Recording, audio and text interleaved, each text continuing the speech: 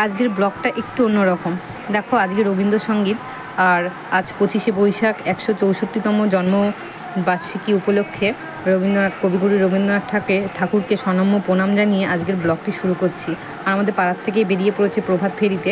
আমার ভীষণ যাওয়ার ইচ্ছে থাকে, ওরা বলেও যাওয়ার জন্য, কিন্তু সম্ভব হয় না, যেহেতু ওর বাবার অফিস ছুটি থাকে না, মানে আমার কর্তামশাইয়ের। তো সকাল উঠে তো জানো যে আমরা রান্নাঘরে রান্না করতে হয়, যার জন্য যাওয়া হয় না। আমি দেখো সকালবেলা উঠে কিন্তু কালকে সারা রাত ঘুম হয়নি এত গরমের চোটে। তো সকালে উঠে আগে আমি গায়ে জল ঢেলেছি, জামা কাপড়ও ছিল কতগুলো, কাচাকুচি করে আমি জল ঢেলে তো রান্নাবান্না করেছি। সেই রান্নার ভিডিওগুলো দেখালাম না, আজকের ভিডিওটা দেখাবো একটু অন্যরকম। আমি যে তোমাদের রিলে ছাড়ছি রবীন্দ্রসঙ্গীতের নাচগুলো, কোথায় গিয়ে কিভাবে করছি, সে তারই নিয়ে ভিডিও। তো তারই মাধ্যমে রবীন্দ্রনাথ ঠাকুরের লেখা একটু শুনিয়ে দিই তোমাদের। তরুণ আলোর ছন্দে তুমি ভরালে সুখের তরী, এ জনমে আসিল কবি বিশ্ব আলোর জ্যোতি, ভালোবাসতে চরণ ধুলি পূর্ণ হোক তোমার রবি। তো বন্ধুরা চলে এসেছি, দেখো আমি গঙ্গাদের বাড়ি, ডাকনাম গঙ্গা, ভালো নাম রিয়া। ওরও ফেসবুকে একটা চ্যানেল আছে, তোমরা সবাই রিয়াকে ফলো করো। ভীষণ ভালো নাচ করে আর চেষ্টা করে করার জন্য, তোমাদেরকে ভালো করে দেখানোর জন্য। দেখো বন্ধুরা আমি রেডি হচ্ছি, আর দেখতেই পাচ্ছ রেডি, আমি কমপ্লিট হয়ে গেছি রেডি। আর গঙ্গা রেডি হচ্ছে, আর গঙ্গার পাশেই কিন্তু পিছনে বসে রয়েছে শাশুড়িতে না মনে হয় মা। এত ভালো, তোমাদের কি বলবো বন্ধু, এরকম শাশুড়ি পাওয়া ভাগ্যের ব্যাপার।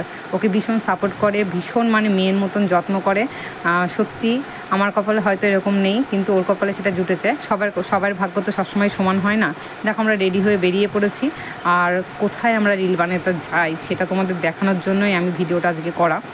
তোমরা হয়তো দেখো, ভাবো যে কোথায় যায় এরা। যাই হোক, আমাদের বাড়ির আশেপাশে তো গাছ জঙ্গল নেই, একটু বেরিয়ে পড়ি প্রাকৃতিক পরিবেশে, কেন মনোরম পরিবেশে ভীষণ ভালো লাগে রিল বানাতে। আর এই রাস্তাটা দিয়ে আমি এসেছি, কিন্তু আসার সময় ভিডিওটা করা হয়নি, তখন সাইকেলে ছিলাম বলে। তো বন্ধুরা এখন যাওয়ার উদ্দেশ্যে বেরিয়ে পড়েছি, আমরা কতগুলো ছবিও তুলেছি, সেটাও তোমরা দেখতে পারবে। আর দেখো প্রায় পৌঁছেই গেছি বলতে গেলে। আর এটা ঝিলপাড়ের রাস্তাটার দিকে একদম মুখোমুখি, আর এখানে এতই সুন্দর প্রাকৃতিক পরিবেশ যে মন মুগ্ধ হয়ে যেতে হয়। তো বন্ধুরা চলে এসেছি, এখানে আমরা বেশ কয়েকটা রিল বানিয়েছি। কোনো গান আমাদের চুজ করা ছিল না, আমাদের কোনো প্র্যাকটিসও ছিল না, বিনা প্র্যাকটিসে আমরা নাচ করেছি। আমরা বলে ওখানে গিয়ে যেই গান খুঁজে পাবো সেই গানে নাচ করব। আর আমাদের কমপ্লিট হয়ে গেছে। এখন আবার কিন্তু আমরা ব্যাক করছি, আবার ওদের বাড়িতে চলে গেছি। প্রচণ্ড গরম, ঘেমে কিন্তু পুরো জল হয়ে গেছিলাম। দেখো জামা কাপড় পুরো ভিজে চুপচুপে সেই শুদ্ধই ব্যাগে পুরো নিয়েছি, কারণ ওগুলো এমনি আলমারিতে ঢুকিয়ে রাখা যাবে না, ওগুলো বাড়িতে গিয়ে কাচতে হবে তারপরেই। বন্ধুরা এত কষ্ট করে তোমাদের জন্য রিল বানাই, তোমরা প্লিজ দয়া করে সাপোর্ট করো, সাথে থাকো, পাশে থাকো, বেশি বেশি করে কমেন্ট করতে থাকো। আর আমাদের ভিডিও তোমাদের কেমন লাগছে অবশ্যই জানিও।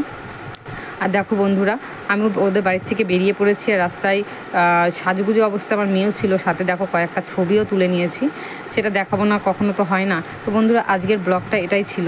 আজকের ব্লগ আমি রান্নাবান্না ছাড়লাম না, আজকে যেহেতু রবীন্দ্র জয়ন্তী, তাই আমি ভাবলাম যে কোথায় গিয়ে রবীন্দ্র জয়ন্তী নৃত্য করলাম সেটা একটু তোমাদের দেখাই। তো বন্ধুরা ভিডিওটা কেমন লাগলো অবশ্যই জানিও কিন্তু।